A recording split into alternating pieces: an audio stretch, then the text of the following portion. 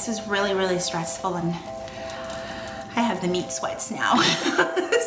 Whoa. Hey everyone, and welcome back to my channel. I'm Julie from Julie's Plans. I thought today would be a great day to film a Q&A. I can't even talk. It's already started. I thought today would be a great day to film a Q&A video. I've wanted to do this for a really long time, but having the camera facing me made me super nervous. So yeah, let's get right to it. So I put a Q&A thing up on Instagram, and a bunch of you responded, and it's a lot of planner related stuff. I am a planner, so here we go. Okay, first question. I might need my glasses here in a minute. Do you have any suggestions on what to do on monthly notes? And I'm assuming that this is for the Erin Condren. And for me personally, I break down my tasks that I do every month, and I also like to break it down by family, finance, social media, and then just like a general running to-do list. I do have a picture up on my Instagram showing how I break that down. It has worked for me that way. Otherwise, I'm not going to use that page. And there have been many, many months where I just don't end up using it. So that's how I use mine. And the next question is, how many pages are in the notebook? And I'm assuming that we're talking about the new Focus notebook that comes out tomorrow by Erin Condren. And if I can remember correctly, I thought I counted like 60-ish, but it depends on if you count like the front and back of certain pages. So it does have a decent amount of notes pages in there for you. So thanks for that question. What do you get out of planning? Definitely organizing and prioritizing tasks, but I think one of the bigger things that I get out of the planner community, for me personally, is the sense of community. There are other people doing what you're doing, loving what you're doing, loving the same things, loving stickers and washi tape, just like I do. And you know, when you show your planner to other non-planners, you kind of get this look like, what are you doing? Why are you doing that? And you don't really get that in the planner community. And I love that. I love the sense of community and the sense of how we're all inspired by one another. And I think more than just planning, it's definitely the community. That was a great question. Where do you get your other stickers that aren't from EC? So I primarily use Planner Kate. That's probably no surprise if you watch the last couple of Plan With Me's, and check out my Instagram. It's just my favorite sticker shop. There are others that I also use in my other planners, like my Julio, or for a while there I was trying to use a Happy Planner, and I love their stickers as well. But in my Erin Condren, I in particular use Planner Kate stickers. All right, next question. How is your health coming along? So, I don't want to disclose everything, and of course there's a hair stuck to my face. Because a lot of it is, you know, it's just personal stuff that I am getting through, but overall I am doing really well. I know that I've been super transparent about my upcoming total hysterectomy in about 2 weeks. So that's coming up, and I know that that's going to involve a really, really long recovery. I think I'll be out of work for 6 weeks. But yeah, that is something that has, I don't know, it's overwhelming, I'll say that, but overall there's nothing to worry about, I promise. So, let's see, moving on to the next question. I tried to keep these organized on my iPad so it would be really big, because otherwise I'd have to put on my reading glasses. So, is the paper quality the same in the Focus Planner as it is in the Life Planners? I don't know that exact information, but I don't think that they're exactly the same. I still think that the EC paper in the Life Planner feels a little bit thicker, but it could just be like it's playing mind games with me. I'm just not sure. It could be exactly the same. It feels really, really thick. I just don't know the exact weight of the paper, or if the exact type of Mohawk paper was used. Excuse me. Let's see, what planner do you use at work?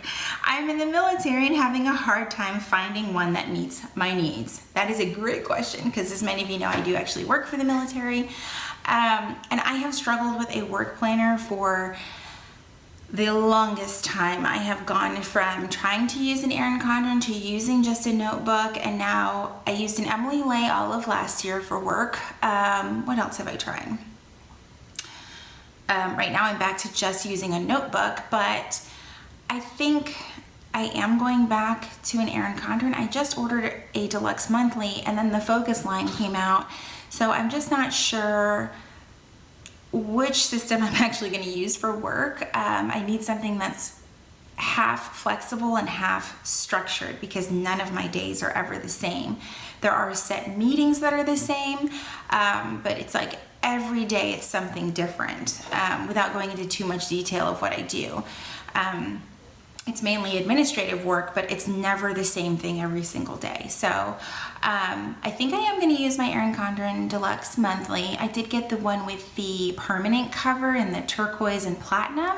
So I am really excited about that because turquoise is my favorite color and I didn't want anything totally boring for work.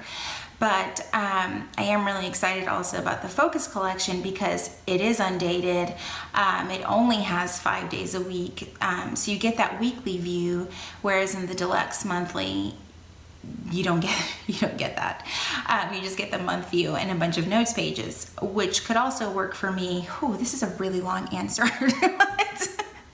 But it could also work for me because I've been using more of a bullet journal type style of planning at work. So we shall see. I don't know. Honestly, the answer is I'm not sure. What is your 2019 planner lineup? I wish I knew. No, but really, I think for now, I am definitely going to stay in my Erin Condren Hourly Colorful. That's what I have been in for since launch, and I really do love it. But come lunchtime, I think I'm going to go back to the neutral version.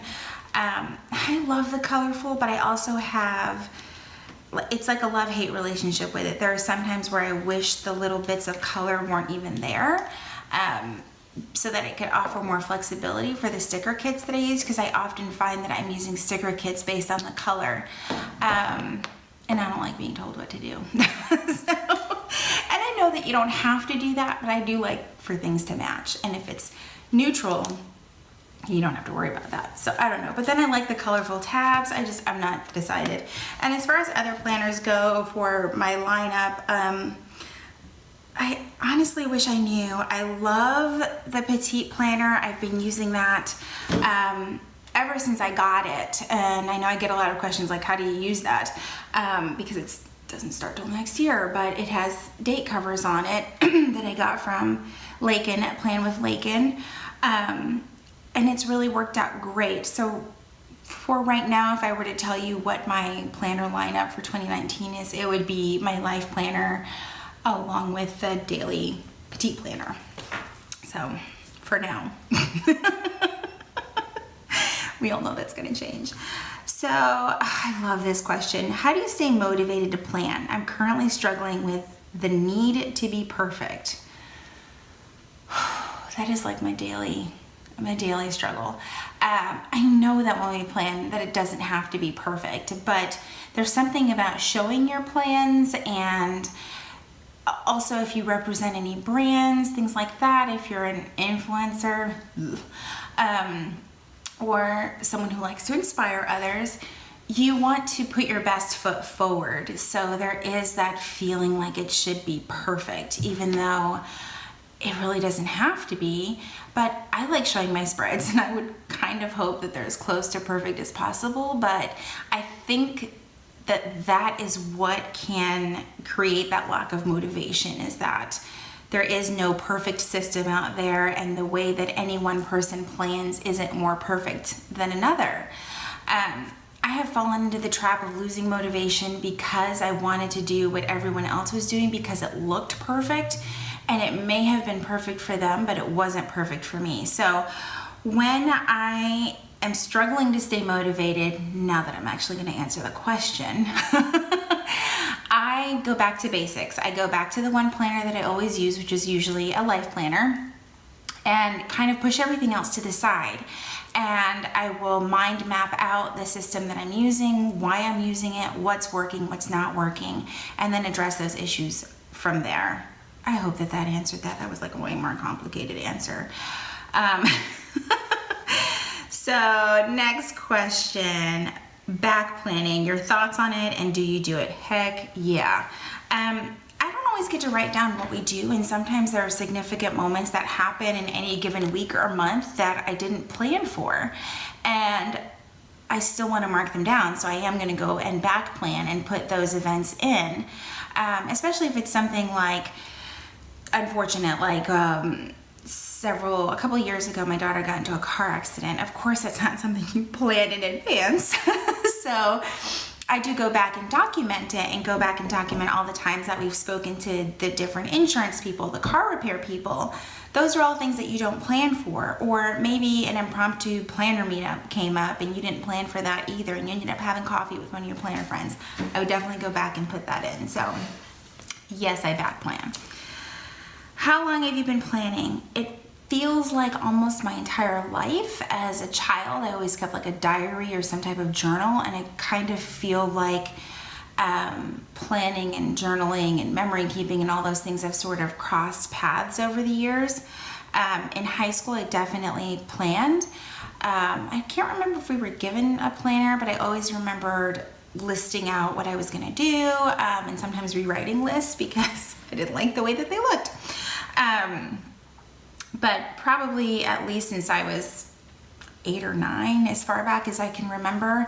But as far as, excuse me, as far as being a part of this current planner community, it's probably been since late 2014 into early 2015. I remember I ordered my first life planner in December of 2014 as like a Christmas gift to myself. So yeah, that's when I started planning in this community. So next, what other books are you currently reading? Right now, really nothing. I really can't find the time, and I'm not motivated to read. And if I'm being 100% honest, reading puts me to sleep. Will you post, or when can we expect to see a video of any changes you'll be making to 2019? I'd love to post a video of anything that I'm going to change for 2019, but since I'm clearly not sure of what that is, I don't know when. But yeah, I'd love to do a video like that, so sure. Let's see. Do you plan on changing your planning style? This is similar to the other question, or something, or doing something different next year. Again, not sure. Not a question, but I love your channel and style of planning. Thank you very much. Okay. How did you start planning? How did you start getting into planning, or what brought you into the planning community?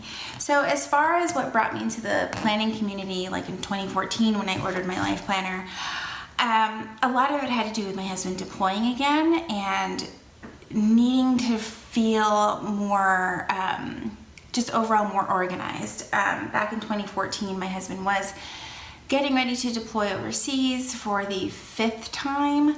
And there was a lot going on. My daughter was still in high school, preparing to graduate high school. My son was finishing middle school, I believe, and getting ready to head into high school in the next year or so. And with my husband being gone, we had just bought our house. Like that same month that I bought my life planner, we had just bought our house. It just felt like there was so much going on between sports, family, husband overseas, work, and there was just a lot to juggle. And if I'm being honest, as a military spouse, there were many other deployments where I dropped the balls, or I forgot to pay a bill, or forgot about an appointment, or forgot about an event at the kids' school. And I wanted to find a way to just get my crap together, essentially, and not have my husband overseas worrying about, did she forget to pay the water bill again? Things like that, and that's what led me down this path. I started, and a lot of people have heard this story already, but I started looking around like Pinterest, like ways to stay organized, you know, like how moms stay organized, how the working mom stays, all these things. And on Pinterest, it led me to a picture of a planner. And I was like, what is this? This is adorable. This is amazing. And it led me to an Instagram account. And it turned out to be Jen Plan's Instagram. This is like the cheesiest story ever. But anyway, and then I started looking at her Instagram, and then that led me to other people's Instagrams like Chrissy Ann Designs and Lily Henry and all of these places. And I was just like, what is this? And when I say I fell down the rabbit hole, like I was like all in. Get the planner, get the stickers. If you've been following me for any amount of time, you know that I went from like 0 to 100 like so fast. It was absolutely ridiculous. But yeah, and ever since then, it's just been like a roller coaster ride, and I absolutely love it. Why are my answers so long? Anyway, okay, so I'm trying to decide if I want an hourly or a daily EC. Do you prefer one over the other? No. And the reason being is because they're two totally different systems. And I've talked about that a lot when I have showed the EC folio. It's daily. A lot of people can plan their day-to-day lives in a weekly planner, but you can't break it down nearly as much as you do in a daily planner. So there is no way for me to say that I prefer one over the other. So how did you learn to letter? And do you prefer lettering on paper or an iPad? So I learned to letter through the planning community, mainly through Cindy Llama Letters channel, Instagram, all that stuff. And a lot of it was legitimately copying other people's lettering. I can't tell you how much of a helpful tool copying when you're trying to learn to letter is. I mean, when you get like the tracing sheets, you're copying. So I think that just seeing something lettered and trying to do it for yourself, but working with your own muscle memory in your hand and learning it for yourself, what works for you, what styles you like the most. I will say this though, having an iPad Pro has made me genuinely the laziest letterer on the planet, because it's so easy to just, you know, double tap, undo what you're doing on Procreate, and on paper, like, it's all or nothing. You can't undo it. You can't adjust your sizing and all of that stuff. I mean, you can, but you have to start all over. So I definitely love lettering on my iPad, but it has weakened my hand with pen to paper, which is why I focus on my print a lot more when I'm writing in my planner. So, which design product do you wish EC would bring back? Oh, this is a sore subject for me. So there is a couple of covers that I wish that they would bring back, and one of them being, and I want to say it's a Fleur Felice cover. I might be saying that wrong. They have one now that kind of goes like diagonally across the cover, and then there was one that went all the way down up until your name, and that was the first one that I saw, and it was on one of Jen Dufour's planners. And when I went to order it, I think they discontinued it in early of, sorry, my bracelet's hurting my hand because it's on wrong. That was one of the covers that they discontinued in early of 2015, I believe. So when I realized, yes, I love interchangeable covers, and yes, I want them all, it was way too late. There's also the Christmas triangles. I'm not even sure I'm saying any of these names right. I don't really care. But you guys know what I'm talking about. It's all the triangles and the Christmas tree at the bottom. Why that's not back, I don't know. Please bring it back, Erin. So, and I had a couple other questions written down because these are questions that I get a lot. Will you film more videos? I'm filming one right now. I want to film more videos. Will I film more videos? That is yet to be determined. Why don't you film more? I swear. I think you guys are trying to tell me something. So you guys should sit down and grab a cup of coffee for this answer. I I really do want to film more, but there are several reasons, and some people might see them as excuses. I really don't care as to why I don't film. And one of the reasons is I work full-time outside of the home, and I know a lot of people who film work full-time outside of the home. I just don't make filming a priority, and that's the God's honest truth. That's not an excuse, it's not a reason, it's just a fact. I don't make filming a priority. It also has a lot to do with the time. Like right now I'm filming a bunch of videos today because my entire family's gone. They're all at work or at school, and I have the day off because yesterday was Veterans Day and today is the federally recognized holiday. So I don't film when my family's here. It's just a personal choice for me. Being a military family, we've spent enough time apart.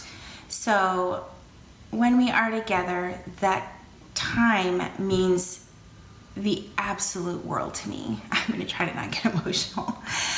But I cannot see for myself putting filming above spending time with my family. I don't film them. I'm not a vlogger, so they're not part of my videos.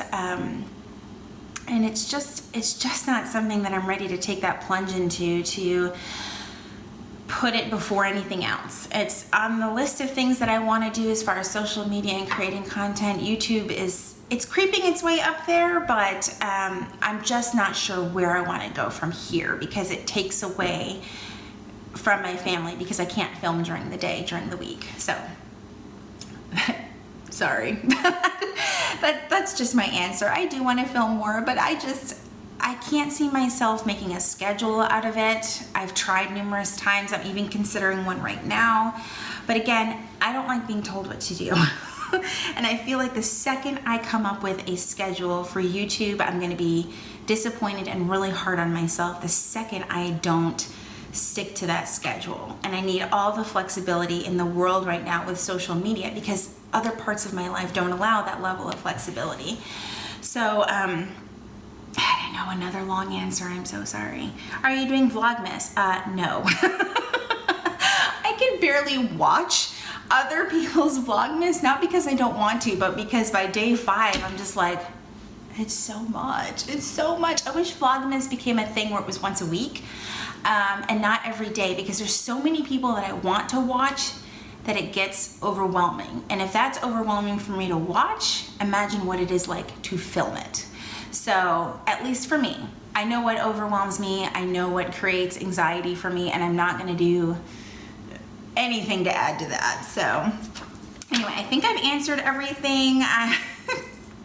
This is a really long video, and there's probably gonna be a lot of editing, yay! So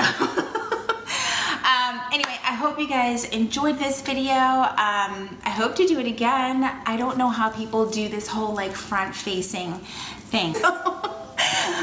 Anyway, I hope you guys enjoyed it. Thank you so much for watching, and if you liked it, give it a thumbs up, all that fun, cheesy YouTube stuff, and subscribe. I don't know. Subscribe if you want to. Anyway, bye guys.